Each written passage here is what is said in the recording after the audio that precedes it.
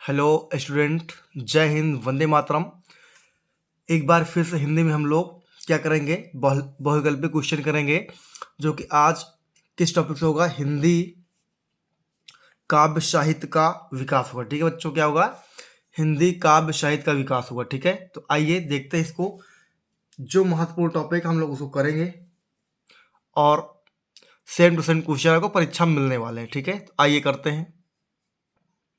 तो पहला क्वेश्चन बच्चों, विनय पत्रिका के रचयिता कौन है? सबको पता है विनय पत्रिका क्या होता है। तुलसी होती है विनय, है ना। विनय मतलब तुलसी, आराम से प्रार्थना करिए। तो क्या विनय पत्रिका का तुलसी है। फिर है गोस्वामी तुलसी दास रचित विनय पत्रिका की भाषा क्या? सबको पता है, जब तुलसी विनय होती है, जब विनय होगी तो ब्रज होगा। ब्रज ब्रज मतलब कृष्ण भगवान जहाँ रहते थे। ठीक है, फिर अगला है, जो इसको देख लेते हैं, इम्पोर्टेंट लग रहा है कि पृथ्वीराज रासों में प्रधानता क्या है? तो भैया वीर रस। ठीक है, क्या है बच्चों? वीर रस।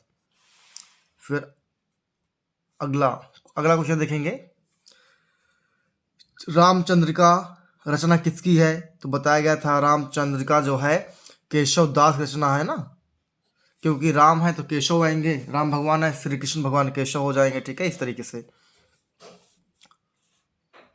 फिर अगला क्वेश्चन देखेंगे, संसद से सड़क तक किस कवि की रचना है? ठीक है, तो भैया जो संसद से सड़क तक होगा वो धूमिल होगा, क्योंकि किसी भी नेता वगैरह को कुछ दिखता ही नहीं, धूल धूल दिखता है सामने उनके। ठीक है, रस कलश किसकी रचना है? तो रस कलश बहुत इंपॉर्टेंट रचना है। ये किसकी है? अयोध्या सिंह उपाध्याय, हरि औध। भाई हरि जी को ही तो क्या करेंगे, रस मतलब समझ लो जल, जल को कलश में भर के हरि भगवान को चढ़ाएंगे, मतलब विष्णु जी को। तो क्या होगा? अयोध्या सिंह उपाध्याय, हरि औध। अगला लास्ट क्वेश्चन देखेंगे इस टॉप मतलब इस पेज का, इस सीरीज का। अयोध्या सिंह उपाध्याय, हरि औध निम्नलिखित में से सच्चिदानंद हीरानंद वात्स्यायन का काव्य संकलन है? ठीक है, जाहिर सी बात है, जब सच्चिदानंद हीरानंद वात्स्यायन है, इनका काव्य कौन सा होगा? हरि घास पर क्षण भर। ठीक है, आइए अगला टॉपिक देखते हैं। अगला क्वेश्चन क्या है? अगला देखिए क्वेश्चन, इसमें से यहाँ तक तो एक भी क्वेश्चन नहीं आया है, लेकिन आइए देख लेते हैं। नदी के द्वीप के रचनाकार कौन है? अब नदी होगा तो हम लोग को पता नहीं नदी कितनी गहरी है, आगे होगा। ठीक है, भक्ति काल का काव्य नहीं है। अब भक्ति काल का काव्य कौन सा नहीं है? जो राज करेगा वो भगवान को मानेगा नहीं, पृथ्वीराज रासो होगा। छायावादी काव्य की बृहदत्रयी के रचनाकार नहीं है। भाई महादेवी वर्मा नहीं करती है सब रचनाकार, फालतू वाला काम महादेवी वर्मा नहीं करती, कहते हटाओ बाहर, हम नहीं करेंगे। पल्लव का रचयिताकार कौन है? सुमित्रा नंदन पंत। पल्लव मतलब मान लीजिए पालना, कौन पालेगा? जो नंदन होगा अच्छे से उसी को पाला जाएगा, सुमित्रा करके। सुकर खेत नामक स्थान संबंधित है तुलसीदास। किससे संबंध है? सुकर खेत नामक स्थान तुलसीदास से संबंधित है। चलिए अगला देखिए, हिमालय निम्न में से किसकी काव्य कृति है? भाई हिमालय होगा तो क्या होगा? महादेव वहीं रहते हैं, महादेव हो जाएगा। निम्नलिखित में से मैथिली शरण गुप्त की रचना कौन सी है? मैथिली शरण गुप्त की रचना भैया सिद्धराज। अब इनको वैसे थोड़ी ना राष्ट्र कवि बोला जाता है, बहुत सिद्ध थे। अगला है, छायावाद युगीन कवि हैं। आप जो शंकर जी के साथ रहेगा, जो शंकर जी के छाया में रहेगा, उसे क्या बोलेंगे? जयशंकर प्रसाद।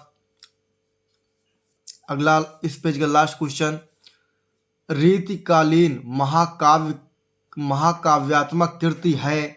भाई जिसमें भगवान का नाम होगा वही तो होगा, रामचंद्रिका। ठीक है, तो आइए अगला देखते हैं क्वेश्चन।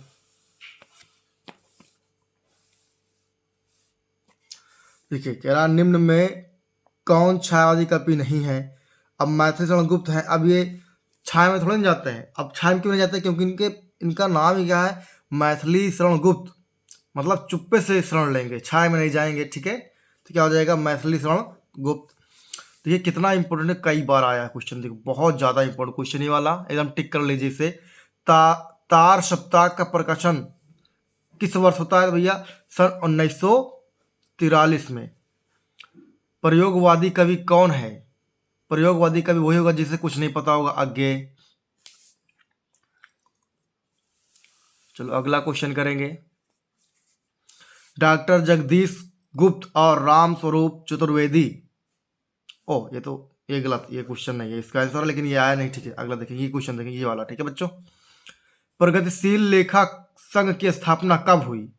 भैया जब हम लोग धीरे धीरे आगे बढ़ने लगे तो 1936 में हुआ।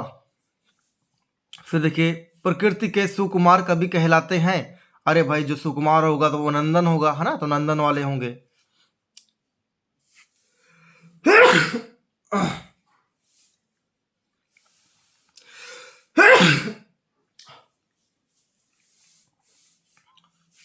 सॉरी गाइस, छींक आ गया। तो अगला देखेंगे, कमायनी किस युग की रचना है?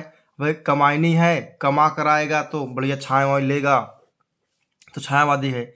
रीत काल की प्रमुख विशेषता क्या है? भाई रीत काल की प्रमुख विशेषता ये है कि उसमें मुक्तक काव्य होगा, उसमें किसी का भी कुछ बस नहीं रहेगा कि इसको जोड़ दिया जाए, इसको रोक दिया जाए, मुक्तक होगा, ठीक, स्वतंत्र होगा अपने आप से। तो अगला क्वेश्चन देखेंगे बच्चों।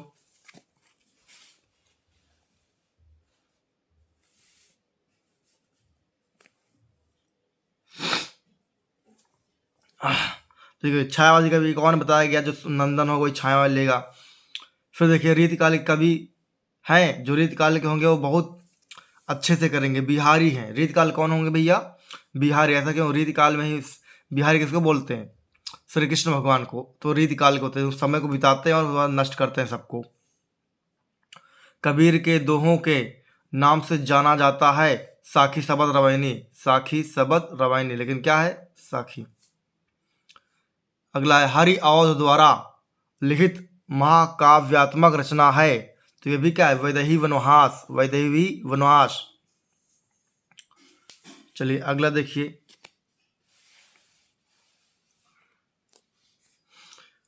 साकेत की नायिका हैं भैया उर्मिला जी, लक्ष्मण जी की पत्नी उर्मिला जी हैं साकेत के। और ये वैदेही, ये नवधा भक्त की प्रकार है। नवधा मतलब 9 प्रकार, नामी में छिपा है 9। ठीक है,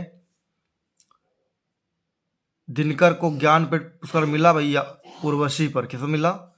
उर्वशी पर। ठीक है, बाकी हुंकार, रश्मिरथी, कुरुक्षेत्र, इन सब की लेखक वही है। कौन? दिनकर जी। देखिए अगला क्वेश्चन है, काव्य कृति पर भारतीय ज्ञानपीठ पुरस्कार नहीं मिला है, तो प्रिय प्रवास पर नहीं मिला है, बाकी सबको मिला है। ठीक है, कितनी नाव में कितनी बार अज्ञेय को मिला है? उर्वशी पर अभी आपको बताया गया, दिनकर को मिला है। चिदम्बरम मिला है उनको, महादेव वर्मा जी को मिला है। ठीक है, देखिए अगला क्वेश्चन करेंगे जो ज़्यादा से ज़्यादा क्वेश्चन आया है। तीसरा सप्तक का प्रकाशन हुआ था, देखो कितना इंपॉर्टेंट है, बहुत ज़्यादा इंपॉर्टेंट है। तो 1957 में हुआ था। क्या बच्चों? 1957 में। साकेत महाकाव्य का रचयिता कौन है? मैथिली शरण गुप्त। कौन है बच्चों? मैथिली शरण गुप्त। फिर कौन सी रचना राम दिनकर की नहीं है? तो हुंकार, स्मृति, रेणुका है, तो चित्राधार नहीं है। ठीक है, वीर गाथा काल के कवि हैं भाई। जो वीर होगा उसके अंदर चंद होगा और दाई भी होगा, मतलब दवाई भी होगा, चंद बरदाई, तो ये हो जाएंगे। आइए अगला क्वेश्चन देखते हैं। तो देखिए अगला क्वेश्चन है, मैथिली शरण गुप्त की काव्य कृति है भैया, अभी बताया गया था ना। मैथिली शरण गुप्त क्या है? इनको ऐसे ही जो है राष्ट्र कवि नहीं बोलते, सिद्ध से। हाँ, फिर अगला है, अनामिका के रचनाकार कौन है? तो अनामिका होगा जो खतरनाक निराला होगा। कौन सा ग्रंथ भक्ति काल का है? अभी बताया गया है भक्ति काल कौन है? जो विनय करेगा, प्रार्थना करे, वो क्या होगा? भक्ति काल का कहलाएगा। फिर देखिए, हिंदी साहित्य का इतिहास लिखने वाले प्रथम विद्वान कौन थे? तो ये सबको पता होना चाहिए, लेकिन बहुत इंपॉर्टेंट क्वेश्चन। गारसादा दासी हैं। ठीक है, गारसादा दासी है। मलिक मोहम्मद जायसी को किस धारा का कवि माना गया है? तो मलिक मोहम्मद जायसी को जो है सूफी काव्य का माना गया है। ठीक है, फिर अगला क्वेश्चन बच्चों है, नौका विहार कविता से, मतलब कविता किस कृति से अवतरित है, मतलब कहाँ से लिया गया है? तो गुंजन से लिया गया है। किससे बच्चों? गुंजन से। दूसरा सप्तक के कवि कौन है? तो दूसरा सप्तक के भवानी।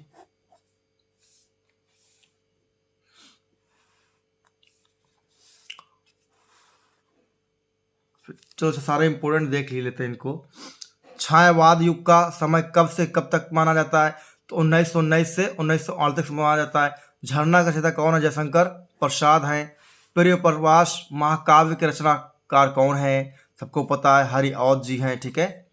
हिंदी साहित्य में किस काल को श्रृंगार काल कहा जाता है? तो जो रीति काल होता है उसे क्या बोलते हैं? श्रृंगार काल कहा जाता है। ठीक है। आइए आगे समझते हैं आगे क्वेश्चन। देखिए अगला क्वेश्चन है, ज्ञानाश्रयी भक्ति शाखा के प्रतिनिधि कवि कौन है? तो भैया कबीरदास हैं। मैथिली शरण गुप्त की महाकाव्यात्मक कृति है तो साकेत है। कबीरदास प्रमुख कवि हैं भैया। निर्गुण काव्यधारा कवि हैं, इनके अंदर कोई गुण नहीं, निर्गुण माना जाता है इनको। ठीक है। फिर देखिए रीतिबद्ध काव्यधारा के कवि हैं या रीतकालीन कवि हैं तो कौन है? केशवदास है। रीतकालीन कवि फिर में कौन सा है? तो मतिराम है, जिसके अंदर मति होगा और राम भगवान होंगे वही होगा। और वैसे रचनाकार कौन है भैया? रामधारी सिंह दिनकर जी हैं। आदिकाल के रचना काल कौन है? तो जिसके अंदर आदि होगा तो नर होगा और पति भी होगा। ठीक है, नरपति होगा। नई कविता के कवि कौन है? नई कविता के कवि कौन है? सब तो सबको पता है, जो नई कविता है शर्मा जाएगा, आने के पहले शर्मा जी हो जाएगा। छायावाद की मुख्य विशेषता क्या है? तो छायावाद की मुख्य विशेषता क्या है बच्चों? कृति का सूक्ष्म चित्रण, मतलब बहुत बारीकी से इसको समझाना। आदिकाल की रचना है तो जिसके अंदर खुमार होगा, मतलब कि उसके अंदर बहुत ज़्यादा पावर होगी, वो क्या है? आदिकाल की रचना है। रीतिकालीन की रचना है तो बताया गया है आपको बिहारी सत्साई, जिसमें बिहारी ने 7000 दोहे लिखे थे, है ना। बिहारी लाल ने प्रमुख रूप से किस छंद में रचना की है? सबको पता है, दोहा छंद में रचना किया है ना। आइए लगे हाथ 2-4 क्वेश्चन और देख लेते हैं, उसके बाद नेक्स्ट वीडियो में करेंगे हम लोग। चलिए यहाँ से करते हैं 66 नंबर का। रीति काल के किस कवि ने वीर रस में रचना की है? तो भैया जिसके अंदर भूषण दूषण है वही होगा। प्रयोगवादी काव्यधारा कवि हैं तो भैया कौन है? गिरजा कुमार है। जिसके अंदर प्रयोग करने की क्षमता है और गिर जाता है और किसी डरता वरता नहीं है, उसे क्या बोलते हैं? गिरजा कुमार कहते हैं। नौका विहार कविता का संबंध किस नदी से है? तो भैया गंगा नदी से ही है नौका विहार। जब वो अपने यहाँ कालागार में घूमने गए थे। ठीक है। नई कविता का आरंभ कब हुआ था? नई कविता 1943 से हुआ था। फिर देखिए गोस्वामी तुलसीदास के बचपन का नाम क्या था? सबको पता है, राम बोला थे। राम राम बोल रहे थे इसलिए राम बोला नाम पड़ गया। मैथिली शरण गुप्त का प्रथम काव्य क्या है? बहुत इंपॉर्टेंट, भारत भारतीय, इसमें भारत के बारे में बताया गया है। भिखारी दास कवि हैं भैया। भिखारी दास तो भिखारी काल के ही होंगे। ठीक है। निम्न में कौन कवि प्रगतिवादी नहीं है? तो जिसके अंदर 3 लोचन होंगे वो प्रगति नहीं करेगा। हटाओ, मुझे सब पता है। देखिए जो महत्वपूर्ण क्वेश्चन को देखते हैं, तार सप्तक के प्रवर्तक या संपादक कौन है? तो बताया था आपको, जिसको ज्ञान नहीं होगा गे होगा। प्रयोगवाद के प्रवर्तक कौन है? तो ये भी क्या होगा? जिसको ज्ञान नहीं वही प्रयोग करता रहेगा बार बार। पृथ्वी रासों के रचनाकार कौन है? बताया पृथ्वी क्या होगा? जिसके अंदर चंद होगा और दाई मतलब दवा होगी, वही क्या होगा? पृथ्वी रासों के लेखक होगा।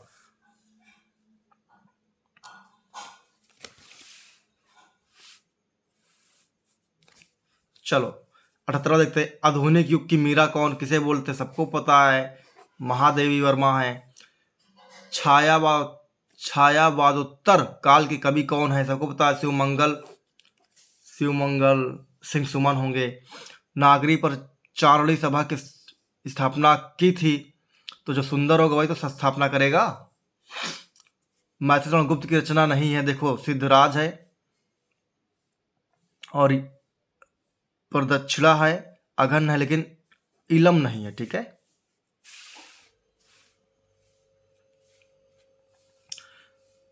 रुनकता नामक स्थान संबंधित है सूरदास से। रीतिकाल का अन्य नाम क्या है? श्रृंगार काल है।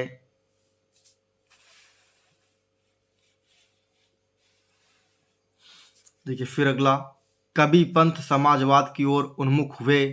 ग्राम्या में निहार किसकी कृति है? सबको पता है, महादेवी वर्मा की कृति है। कामायनी महाकाव्य में सर्गों की संख्या कितनी है? तो 15 है। कितना बच्चों? 15 है।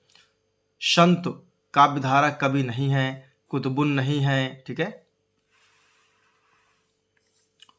हिंदी साहित्य के आदिकाल की रचना नहीं है, पद्यावत नहीं है।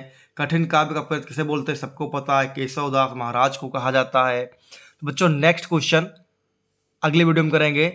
जो बच्चा इसको यहाँ तक देखा हो वो जरूर वीडियो को लाइक करे, सब्सक्राइब करे, जिससे कि उसे बहुत ज़्यादा सहायता मिले और ऐसे वीडियो आते रहे एक समय पर और उसे नोटिफिकेशन मिलता रहेगा। मिलते हैं बच्चों नेक्स्ट वीडियो में। जय हिंद, वंदे मातरम।